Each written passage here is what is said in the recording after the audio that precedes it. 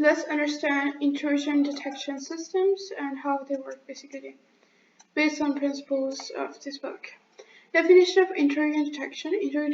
Intrusion detection. It is the process of monitoring network system security activity for suspicious behavior or policy violations. It is used to identify cyber threats in real time and alert administrators for potential attacks. Okay. So it is a process where we monitor network or system activity so that if any suspicious activity or anything which is unusual happens, we can just, detect it really quickly, and we can ask the maintenance team to kind of, to make them aware of the risks or threats. It detects malicious activity before damage occurs, and it alerts security teams about the potential security breaches that could occur so that they can get and take measures. Provide forensic data for investigators. They also do this one because they also store this data into their systems. Type of intrusion detection systems are network-based intrusion detection system, NRDS. It monitors network traffic and analyzes packet data to detect anomalies. So we also talked about the firewalls, right? And we also talked about the system design principle, and one of the design was that there was defense in depth, right? Defense in depth was that there should be multiple layers of security in your data, right? So that you have very very little or no chance of data breach or things like these. So what we can infer from this is that that firewalls and intrusion detection systems, they are all layers of security that we are ensuring or on our system to make sure that there are going to be less and less breaches and less threats to our system. Now, we have NIDS detects an unusual spike in outgoing traffic, specifically the network traffic, indicating potential data exfiltration. Strengths are it covers the entire network, detecting attacks across multiple devices.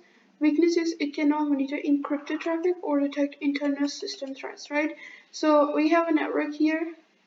We are the communicators. My computer is here, your computer is here. Here comes the intrusion detection systems in this part, right? And in this part, the intrusion detection system works, but the main point is they don't get to the internal system, like mine or yours, or if any, the communication is mostly done using encryption, so they can't detect that too.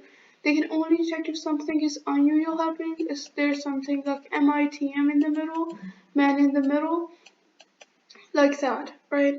And a good example is that we have Snort IDS, an open source NIDS that detects SQL injection, DDoS, and malware traffic in real time. Name is Snort Intrusion Detection System. Protection strategies deploy NDS and IDS at network entry points to detect an unauthorized access, so we don't have to now kind of go through the whole process or the network. Instead, you should just look at the entry point first. Use signature-based detection to catch known threats. We talked about the signatures, so the signature-based detection is most commonly used to verify things. Host-based intrusion detection system, right? Runs on individual devices, analyzing logs, file integrity, and system changes. For example, in our own systems, right, in our PCs. IHIDS detects unauthorized changes to system files, indicating a rootkit infection, right? So even though we don't really know the low-level details of our computers, there are some, files in here. Maybe there are like in the program files in the PC or wherever your drive is, and they tell you that you're not, you don't have access to these ones or you can't access them, right? Because of the point that, because of the reason that HIDS or host-based intrusion detection systems is observing that you are trying to kind of modify or your rootkit or your root folders or directories that really exist within the computer. Okay. Strengths can identify attacks that bypass network defenses like insider threats, right? Weaknesses limited to monitoring only the host system where it's installed. Of course, it is only going to monitor your whole PC and nothing outside of it. The other example would be OSSEC-HIDs. It monitors files integrity, logins and registry changes to detect insider threats and malware functions. So it monitors the OSSEC and HIDs. OSSEC, it monitors the file integrity, the logins, and the registry changes to detect insider threats and malware infections. Right? So, for example, your data in your own PC, you log in, and your registry changes. We are really registering to detect the insider threats and the malware infections that are affecting your PC. So for the network base, it was NIDS, not NIDS, and for the host base, it is OSSEC. Okay. Protection strategies: you could deploy it in critical servers and endpoints. Use log analysis and machine learning to detect the advanced threats. Detection methods used in intrusion detection systems. Like we are talking about these methods, but what are really these methods?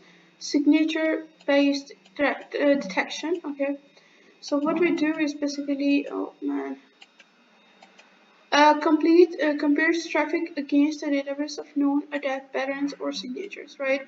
So the traffic which is coming to database, we compare it with the patterns that we may know that the traffic may comes like this if they want to attack to our database, right?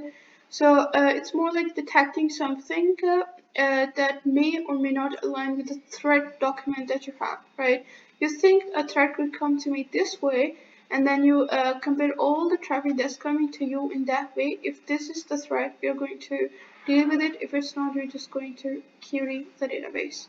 Detects the malware signature in a network packet and raises an alert. Effective against known threats, right? SQL injection, cross-site scripting, and brute force attacks. Weaknesses cannot detect zero-day exploits or new attack variants. Maybe attackers can, kind of analyze and produce new methods, right? So signature-based detection is basically detecting a signature of that, malware, or, for example, everything has some kind of, unique point in them, and to detect that unique point, for example, for a malware, we would have a malware signature to detect that point to kind of see that how it is affecting my database.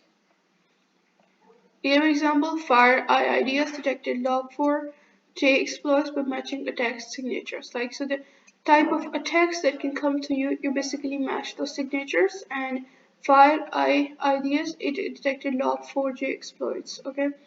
Regularly update signature databases to detect the latest threats. Combine signature-based intrusion detection system with anomaly-based detection for better security. Let's just compare and see. So there are also mechanisms that you test different scenarios. Like, whatever if a hacker attacked the whole system? Like, there are different scenarios where they try to be legally, put hacking into their system to see that how their system will react under these type of circumstances, so as to improve the security of their system even more. Right? Now we have anomaly-based detection. Use AI and machine learning to detect unusual behavior in network traffic, right? So flags a sudden increase in failed login attempts, indicating a brute force attack, right?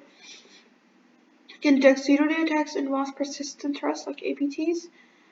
Prone to false positives requiring fine-tuned thresholds, right? So what does this mean? Anomaly-based destruction is that, destruction. No, so it's destruction. So detection. Okay. So basically, if sudden, something is really going wrong, and there are sudden increase in some, failed login attempts, in the case they're brute force attack, because if something is really increasing a little bit more, or it is not even happening a little bit slow, or a little bit, so in the anomaly base, we just kind of, understand the anomaly which is creating and how much it is iterating, right?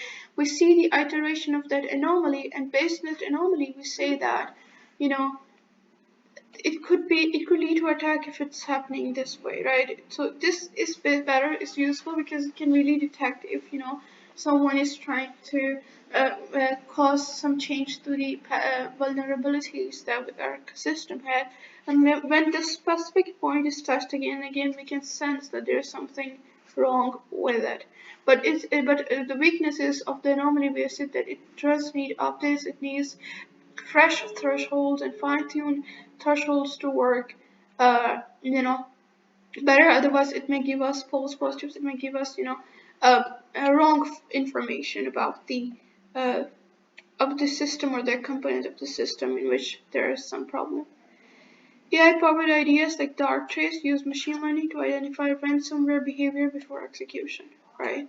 What is the type of behavior that could occur? Like, what is ransomware? Where you get the data from a user and you said that, or steal the data from a user and then you say that, give me this much money and then I'll give you your data back, right? Train AI-based ideas with historical data to reduce false positives, that it should be not producing false information. Set up automated response mechanisms to block threats in real time. IDS, which is Intrusion Detection Systems, and IPS, which is Intrusion Prevention System. So IDS monitors and alerts security teams but does not block attacks. Detection system is detected. It detects, for example, detects a malicious login attempt and logs an alert. IPS prevention system, as the name shows, it blocks and mitigates threat in real time. It detects the ransom traffic and automatically blocks the IP address, like the firewalls do. So which one to use? Use IDS for monitoring and use IPS for automated production. Intrusion detection, the modern one, AI-driven threat hunting. Zero trust security models is really important. It's been repeated a lot of time to detect lateral movement attacks. Cloud-based IDS protects AWS, Azure, and Google Cloud because we are always, searching for a big web, so that's why it's important to ensure that it's cloud-based. First of all, we have untrusted network, which is internet. Then we have network firewall, first line of defense. Then we have monitors and less intrusion detection, and then internal network. And we also have IPS, which are the prevention systems, intrusion prevention system. Right. Next we will study about the security policies.